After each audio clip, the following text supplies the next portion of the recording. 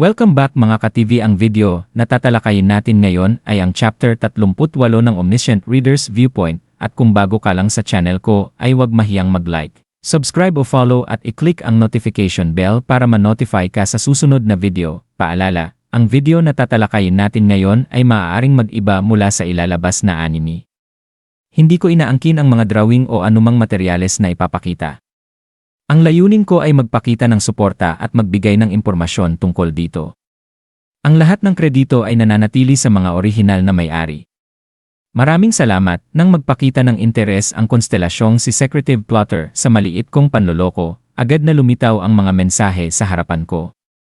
Ang konstelasyong Secretive Plotter ay interesado sa iyong panloloko. Ang mga konstelasyon ay nag-sponsor sa iyo ng 200 coins. Agad na napagdesisyonan ang panalo sa larong bato-bato pick. Bahagyang namula ang mukha ni Lee Gilyaong dahil sa pananabik, habang may kontentong ngiti naman si Jung Hee-won. Samantala, bumagsak si Lee Ji-hye sa sahig na parang nawala ng pag-asa, hindi ito makatarungan. Sa kasamaang palad para sa kanya, hindi ko kayang basahin ang isip ni Lee Gilyaong kaya sa kanya napunta ang 2 ampaul, hindi mo naman kailangang ibigay sa akin. Kunin mo. Sa totoo lang, napaka-cute niyang tanggihan. Marahan kong ginulo ang buhok ni Lee Gilyaong habang inaabot sa kanya ang gantimpala. Kasabay nito, nakakuha si Jung Hee-won ng 2 stamina enhancement ampauls. Tinanggap niya iyon ng may maliwanag na ngiti, salamat. Nahihirapan talaga ako nitong mga nakaraan dahil sa stamina ko.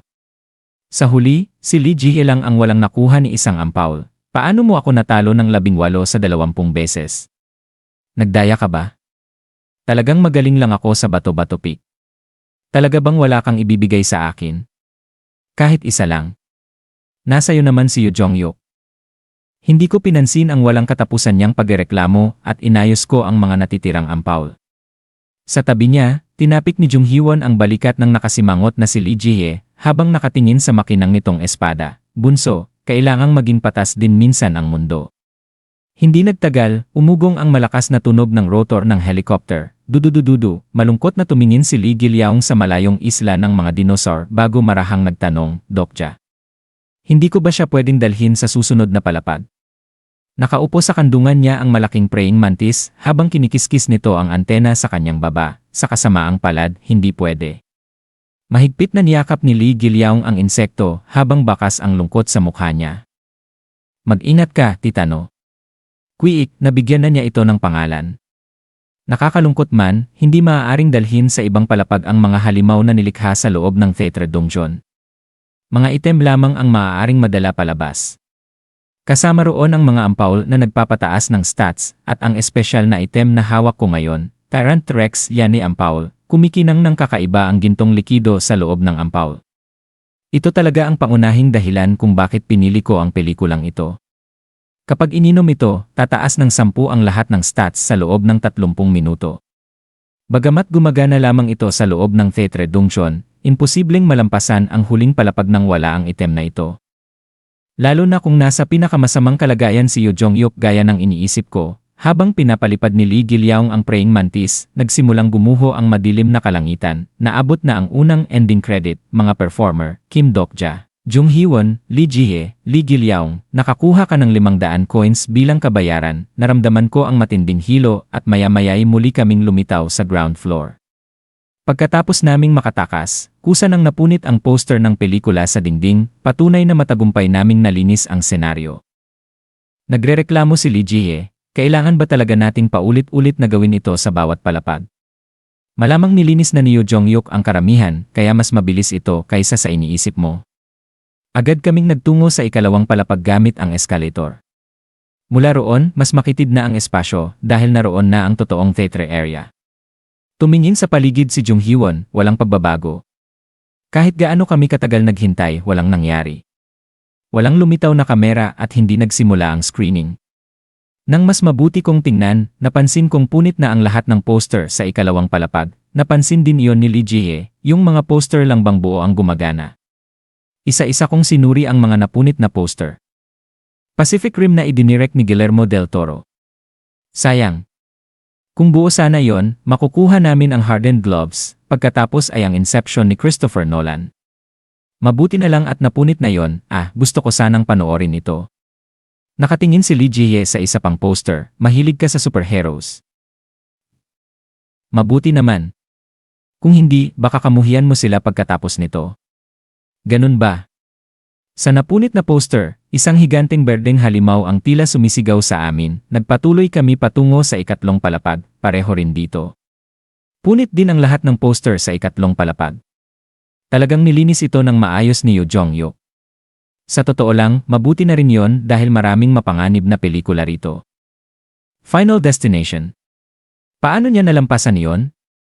Isa iyong pelikulang halos imposibleng maligtasan, mas mabilis tayong umaakyat kaysa sa inaasahan ko, masayang sabi ni Jung Hee-won, kabaligtaran ng kanyang sigla, lalo akong kinakabahan sa bawat palapag na inaakyat namin. Malaki ang nakasalalay sa swerte sa Theater Dongjeon. May ilang pelikulang wala kahit sa Ways of Survival, kaya wala akong ideya tungkol sa mga yon. At malinaw na hindi nalinis ni Yoo Jong-hyuk ang lahat. Pagdating namin sa ika-4 na palapag, isang system message ang lumitaw. Pumasok ka sa ika-4 na palapag, bumuhos ang malalakas na spotlight bago pa namin matingnan ang mga poster. Agad na nagdasal si Jung Hee-won, sana huwag horror na may multo. Napatingin ako sa kanya at alanganin siyang nagpaliwanag, hindi kasi mapapatay ng espada ang multo. Iyon pala ang dahilan, nagsimula na ang screening, biglang nagbago ang paligid. Nang muling bumukas ang aming mga mata, humampas sa amin ang malamig na simoy ng dagat, ito. Naamoy ko ang alat ng hangin habang bumungad ang walang katapusang karagatan sa harapan namin. Sa ilang sandali, tahimik lang akong nakatingin. Ilang taon na rin mula nang huli akong makapaglakbay ng walang iniisip na trabaho. Anong pelikula ito? Sa tabi ko, nakasuot si Jung Hee-won ng mahabang eleganteng bestida. Mula sa loob ng barko ay maririnig ang tugtog ng violin at masasayang usapan ng mga tao. Napakaromantiko ng atmosphere at agad kong napagtanto kung ano ito, Ito pala yon, biglang nagsalita si Lee Ji-hye habang namumutla, Bakit biglang gumagalaw? Sumuka siya sa gilid ng barko. Dali-daling lumapit si Jung Hee-won para alalayan siya, Nahihilo ako sa dagat. Ayos lang. Isuka mo lang. Matagal ko nang iniisip kung bakit si Lee Ji-hye ang pinili ng Duke of Loyalty and Warfare.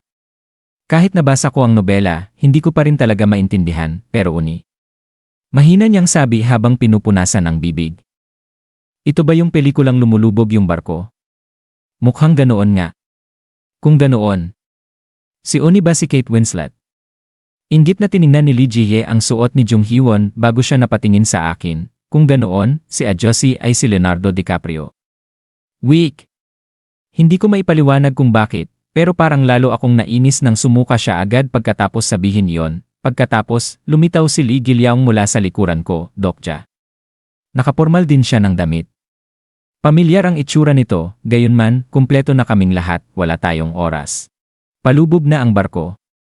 Sa kasamaang palad, walang malinaw na sagot ang Ways of Survival tungkol sa senaryo na ito. Paano ba tatalunin ang Titanic?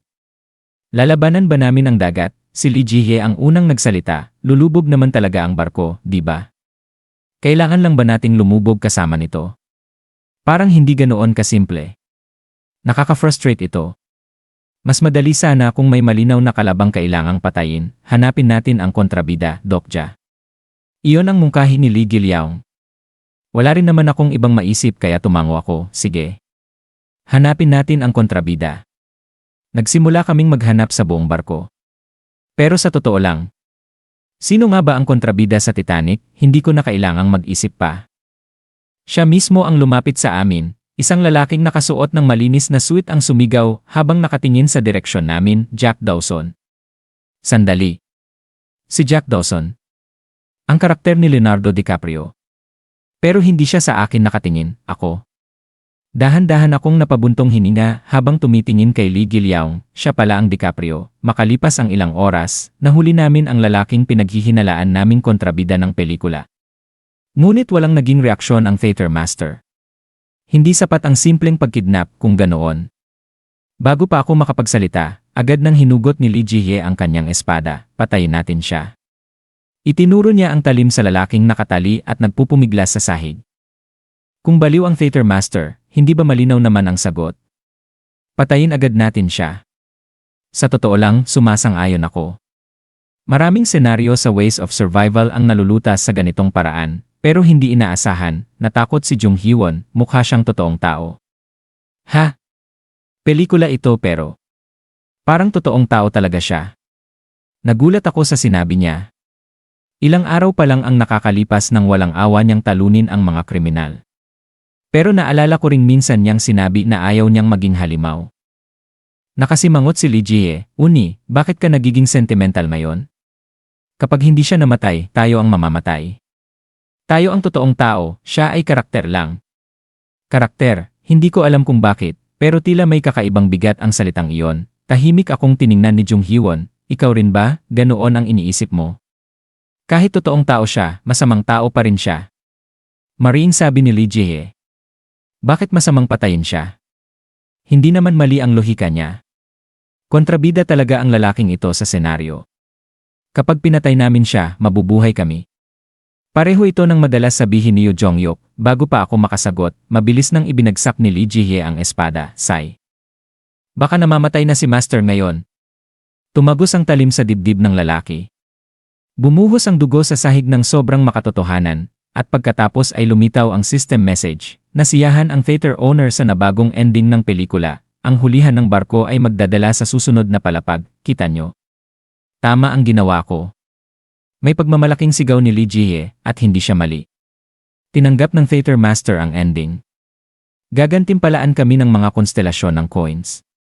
Mabubuhay kami dahil doon, isang paraan ng pamumuhay na unti-unting sumisira sa mundong ito. Naabot na ang ikalawang ending credit, mga performer, Kim Dokja, Jung Hee-won, Lee Ji-hye, Lee Gil-young. Nakakuha ka ng 500 coins bilang kabayaran, sa kasamaang palad, wala kaming nakuhang espesyal na reward item mula sa Titanic. Kaya agad kaming nagtungo sa susunod na palapag habang sinusundan ang gabay ng system message. Pumasok ka sa ikalimang palapag, ang rewards room. Pag-akyat namin sa escalator, bumungad sa amin ang isang napakalawak na exhibition hall. Rewards room? Hindi ito horror movie. Dating exhibition hall ito ng mga original movie props. Sa totoo lang, alam ko na yon pero nagpanggap pa rin akong walang alam. Sa loob ng mga glass tube ay makikita ang iba't ibang kagamitan mula sa mga pelikula, mga costume, armas, accessories, at iba pang ginamit ng mga pangunahing karakter. Ang nakakatawa rito, hindi na lamang sila simpleng props ngayon, biglang napasigaw si Jung Hee-won habang lumalapit sa isang glass case. Oh my God, tingnan mo ito. Mikazuki Munechika, replika, isang A-grade sword. Kumikislap ang mga mata ni Jung Hee-won habang nakatitig dito, at marahan akong tumango. Sa wakas, nakakuha ka rin ng maayos na espada, Hee-won. Halatang napakataas ng kalidad ng espada sa unang tingin pa lang. Hindi ito maikukumpara sa dati niyang Growlhorn knife, at hindi rin ito nagpapahuli sa espada ni Lee Ji-hye. Agad na inihampas-hampas ni Jung Hee-won ang espada habang puno ng pananabik ang mukha niya. Hindi ba ito kamangha-mangha? Magaan siya at ang ayos gumalaw. Hindi ko pa kailanman nakitang ganito kasaya si Jung Hee-won. Ang karakter na Jung Hee-won ay labis na nagpapasalamat sa iyo. Wala naman yon, sa totoo lang. Ang pangunahing dahilan kung bakit ko pinuntirya ang Theatre Dongjeon ay ang gantimpala sa ikalimang palapag. Isa itong napakagandang lugar para mag-farm ng items sa early stages. Lalo na't mas lalakas si Jung Hee-won gamit ang sandatang ito. Limitado lamang sa 2 reward item bawat tao, bagamat hindi ito tunay na star relic, taglay pa rin ng mga replika ang ilang katangian ng orihinal. At sa early game, halos panloloko na ang lakas ng isang A-grade item, gayunpaman, nauna nang dumaan dito si Yoo Jong-hyuk. 2 item na ang nawawala, pumili na kayo ng gusto niyo. 2 lang bawat isa kaya piliin niyo ng mabuti. Sinabihan ko si Jung Hee-won na kumuha rin ng item na maaaring magamit ni Yoo Sang-ah, habang ako naman ay naghahanap ng bagay para kay Lee Hyun-sung, at pagkatapos ay nakita ko ito, Hercules Shield Replica, isang A-grade shield. Maganda. Hindi ito maikukumpara sa lumang Iron Shield. Iniisip ko pa lang kung gaano magniningning ang mga mata ni Lee Hyun-sung sa pasasalamat ay parang gumagaan na ang pakiramdam ko. Samantala, si Lee Ji-hye naman na nagsasabing fan siya ng superheroes ay pilit na hinihila ang isang item sa sulok. Bakit ayaw nitong gumalaw? Lumapit ako at agad kong nakilala iyon, Mjolnir Replica, isang A-grade blunt weapon, ang martilyo ng Diyos ng kulog na si Thor. Kung tunay itong star relic, siguradong napakalakas nito. Ngunit kahit replika lamang, napakalaki pa rin ng performance nito dahil napakataas ng kalidad ng orihinal. pinanood ko si Lee Jihye habang hirap na buhatin ang martilyo. Hindi ba item ito na pwede lang gamitin ng espesyal na tao? Lintik. Hindi ba ako espesyal? Sa sandaling iyon, lumapit si Lee Gilyaong mula sa likuran niya at inabot ang Joner, "Hoy bata." Akin yan, magaan na naiangat ni Lee Gilyaong ang martilyo gamit ang dalawang kamay niya. Inikot-ikot pa niya ito bago tumingin sa akin, "Hyung, pwede ko bang kunin ito?" "Bagay sa'yo." Muling natulala si Lee Jihye, "Ako lang talaga ang malas. Ako lang." Hindi ko siya pinansin at ipinagpatuloy ang paghahanap sa natitirang items. Tingnan natin. Ano pa ang natitira? External reinforced suit, replica, isang A-grade protective clothing. Hindi ko alam kung ano pa ang mangyayari sa hinaharap. Pero mabuti na ring dagdagan ang depensa ko. Nang isuot ko ang suit, kusa itong bumalot sa mga braso at binti ko, nabawasan ng 0% ang damage mula sa panlabas na pag-atake, napabuti ang kakayahang makadetect ng mga kaaway, mas mabilis at mas magaan kang makakagalaw kaysa dati. Medyo masikip sa pakiramdam ngunit mas mabuti na ito kaysa wala. Lalo na kapag iniisip ko ang laban na naghihintay sa amin, ngayon handa na kami. Dahil walang malaking pagbabago sa dungsyon, malinaw na buhay pa si Yoo Jong-hyuk. Kung mabilis naming malalampasan ang ika-6 na palapag, malamang na magkita kami sa ika-7 palapag. At sa pinakamasamang sitwasyon, kung nakikipaglaban na siya sa boss sa ika-8 palapag, hindi bababasa, buhay pa rin siya. Ngayon, oras na para sunduin namin ang lintik na regressor na yon. At diyan nagtatapos ang kabanata 38 ng Omniscient Reader's Viewpoint. Gusto niyo ba ng chapter 39? Mag-comment na sa baba mga ka-TV at hanggang sa susunod, paalam.